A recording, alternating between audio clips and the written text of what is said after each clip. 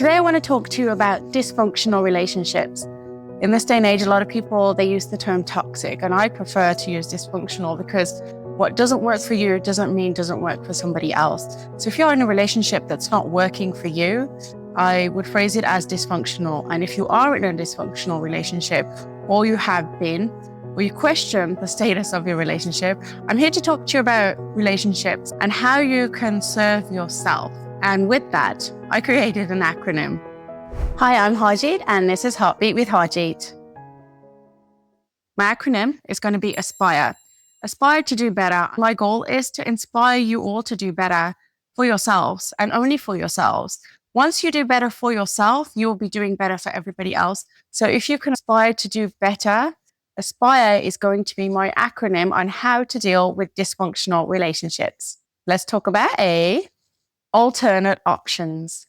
I want to tell you a little story about this. I was in a relationship and I was having problems, and I was younger at the time. So it was always the blame game. I was perfect and it was never my fault. I couldn't understand what I was doing wrong, but I really knew that I wanted to make the relationship work, and I didn't feel that the other partner was contributing as much as I'd like. So I turned to my employee assistance program, which you may have one in place. Contact your employer and ask them if there's an employee assistance program, EAP, in place. They sent me a couple of books. One of them was called Divorce Busting. And I remember the introduction more than I remember the rest of the book. And the introduction talked about how if you leave the marriage or the relationship and you see your partner with somebody else, how is that going to make you feel? You think it's about the materialistic things. You have to think about, where do you want to be if you're not in this relationship? What are your alternate options? Are you going to be in a new house? How are you going to cope with finances? If you have children, will they go to the same school? Are you looking for a new partner? Are you going to move back in with your parents? There's a whole bunch of questions you need to ask yourself. How are you going to survive? What are your alternate options?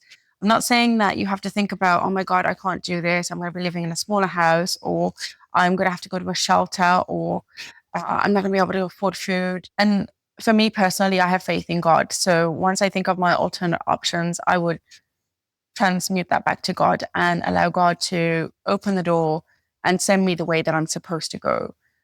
If you think of the alternate options, you can pave yourself towards where you want to be. Do you have a future where you are now? Do you have a future where you see yourself? And remember, ending a relationship is a slow process. It's very gradual. That's never my advice, but sometimes it's the only way that you can see yourself in a happy state of mind.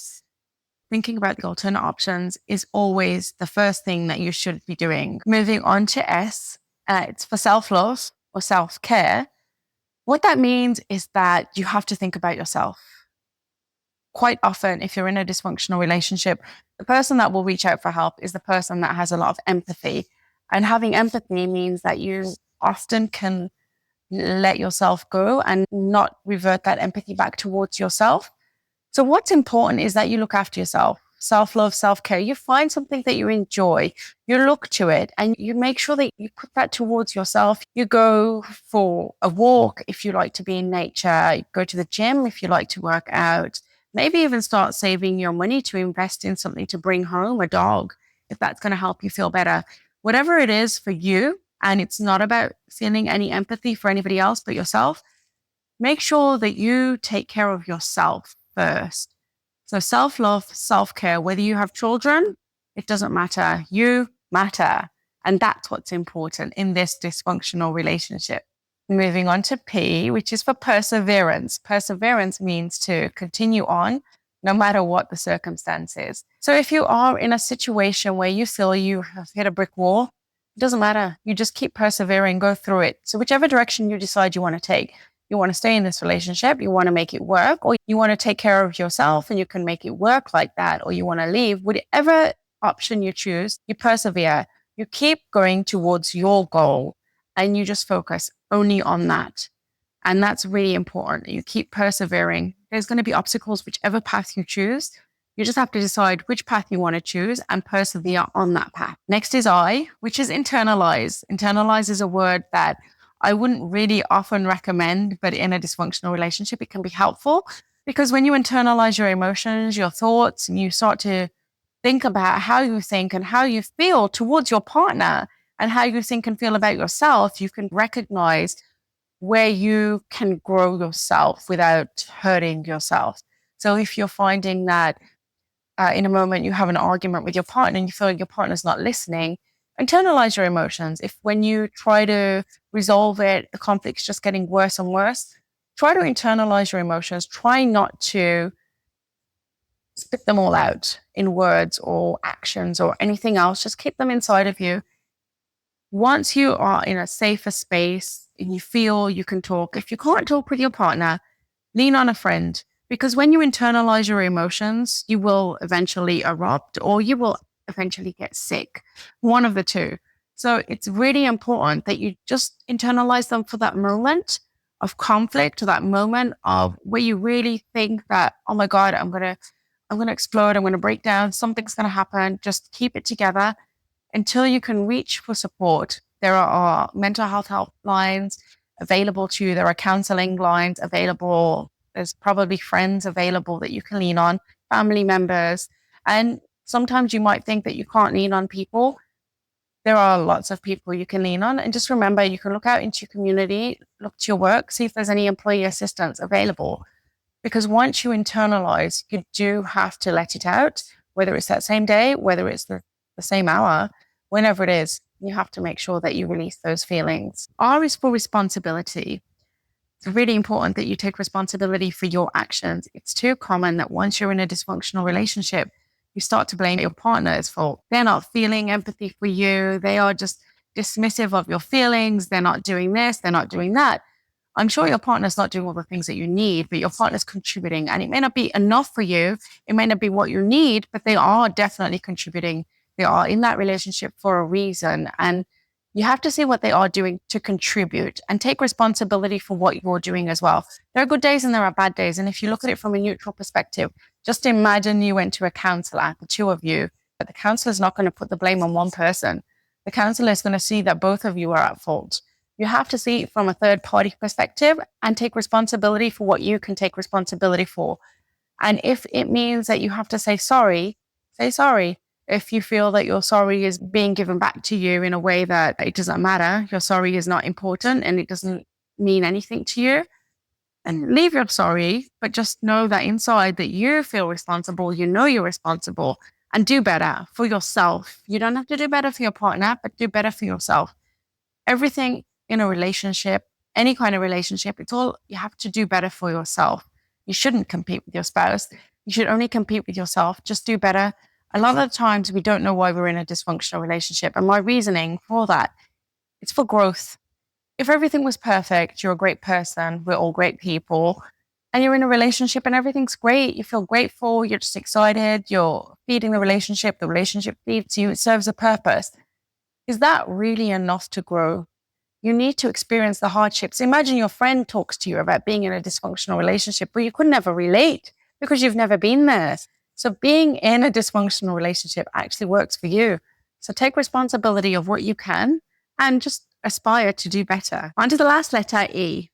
It's for energy or emotions. You can use any word. Energy is a good one. If you think about energy, every time you're speaking, every time you're thinking, every time you're feeling, moving, you are putting out energy and you're also taking it in as well. When you think about your energy in a dysfunctional relationship, it's very important that you direct some of that energy back towards yourself, almost like the self-love and self-care. Because too often, if you are very empathetic and you do care about your spouse's feelings too much over and above yours. So say if you feel like you want to have a quiet night in, you got your PJs on, you ask your spouse, hey, can we just have some popcorn, watch a movie? And your spouse says, no, I'd rather we go out for a cup of coffee, and you really don't want to, but you want to make the relationship work. So you get ready and you go out for a coffee. And you continue to do that because you are trying to feed the relationship. You're putting your energy into the relationship. If it's not serving you, you have to start putting that energy back into yourself. So if you do want to stay at home in your PJs and you want to have some popcorn and watch a movie, you'd like your partner to enjoy it with you. If your partner doesn't want to be with you, or your partner just wants to do something else, then just do it alone. Put that energy back into yourself, enjoy the moment, and feed yourself. Once you find passions, things that you can do alone, you will enjoy putting the energy back into you. But I will not lie to you about that. It's very hard. If you do care a lot about other people, you will care and you inside be hurting. And that's when you'll be internalizing every time you're hurting. And remember, you have to lean on people when you internalize so that you can release those feelings. And it's just a vicious cycle. You have to look after yourself. You have to feed yourself, but you can't dismiss your caring personality because you know that you don't want to change into the dysfunctional part of the relationship. What's dysfunctional about it is that you two are conflicting with each other. And that's all that's dysfunctional. There's communication that's happening, but it's just not working with each other. And I assure you, your partner could have a conversation with somebody else and it will work for them to be in that conversation with somebody else. So there's something about the two of you together that's not working. So when you think about your energy or your emotions, you put them back into you, especially like if you feel excited, think about what makes you feel excited. Think about what makes you feel happy, what makes you feel the good, positive emotions. And then make sure you use that energy, put it back into you, dismiss the caring feeling for a little while, and then feed it when you need to. Just don't ignore who you are at your core, because who you are, you actually do matter. I hope that you are enjoying my acronyms. I am coming up with them as often as I can. For me, it's easy to think of an acronym. I try to think of words that relate. And I hope you enjoyed watching my video about aspiring to do better, especially when in a dysfunctional relationship. And I hope that this advice will serve you, because I find too often when somebody is in a dysfunctional relationship, they focus on the blame. They focus on what's out of their control. And I'm trying to bring it back to you, trying to keep it within yourself. Stop the blame. I know it's hard, but focus on what you can, and that's yourself. Your thoughts, your feelings, just keep it all on you, and only you can grow from your thoughts and feelings. Compare yourself today to yourself of yesterday, and only yourself of yesterday. Thanks for watching. I hope you subscribe. I hope you like. I hope you comment. I'm happy to respond to all your comments, and I am excited to watch out for you at the next video.